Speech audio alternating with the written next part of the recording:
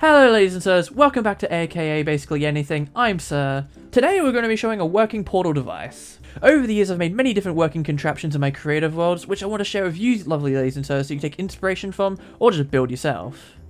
This device I believe was created back in 2016 as a way to get around my massive creative world server, just from place to place. To operate this device, you have to go upstairs into this control room. So once we're inside the control room, we can unflick any location which we have been to and decide somewhere else we want to go. In this case, we're going to go to Compass, aka, well, Seromtech.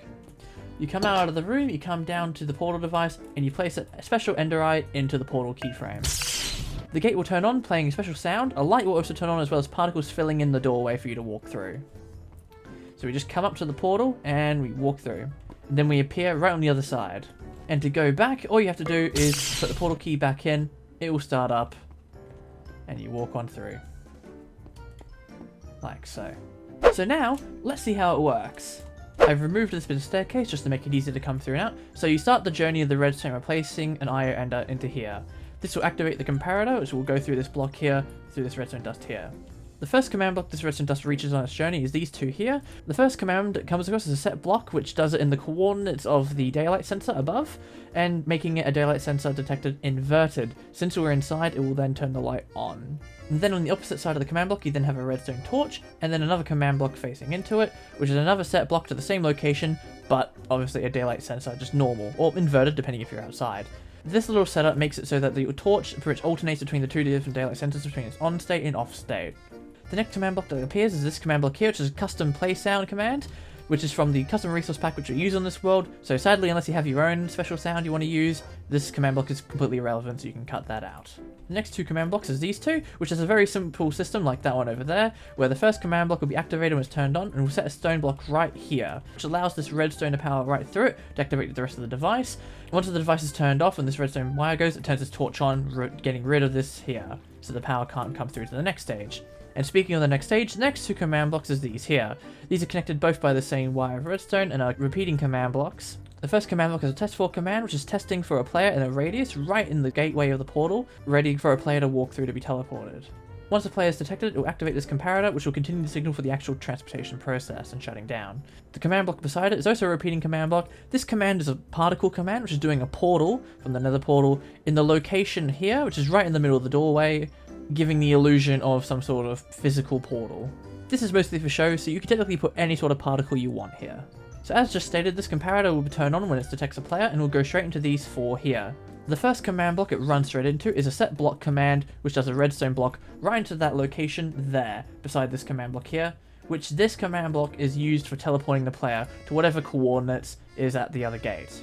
We'll get to the changing the locations in just a moment. So once that redstone block is there, it will teleport the player away, which will then no longer have that detecting that person, to switching this off, which will then immediately turn this light back on, activating these three. The one in front of the torch is another set block command block, to the same one as this one here, which just, gets rid of the redstone block for the next use.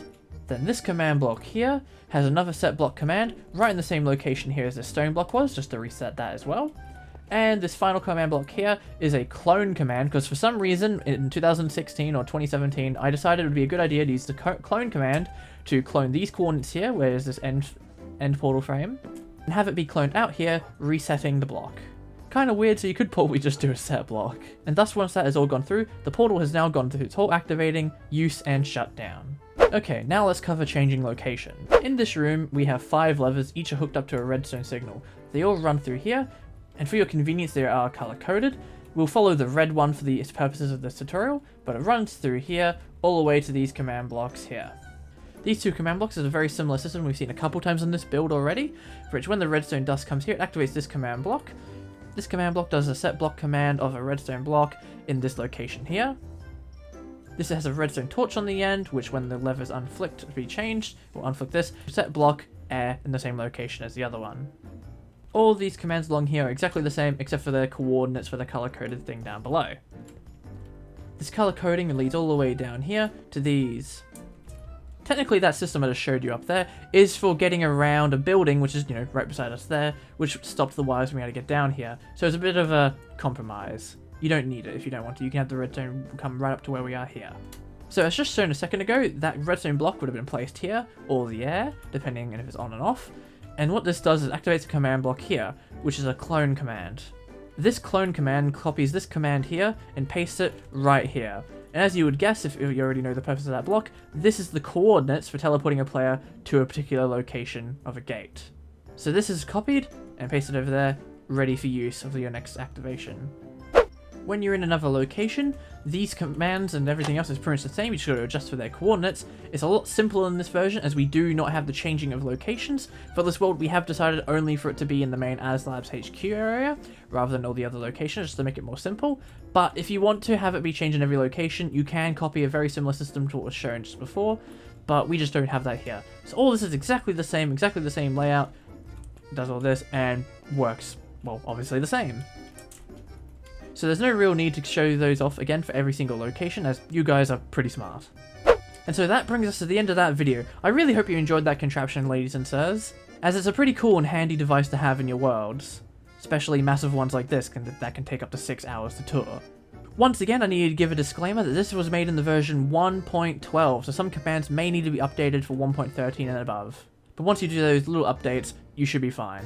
So hopefully you find a use for this video. If not, hope you just enjoyed watching it. So until next time, ladies and sirs, ta-ra.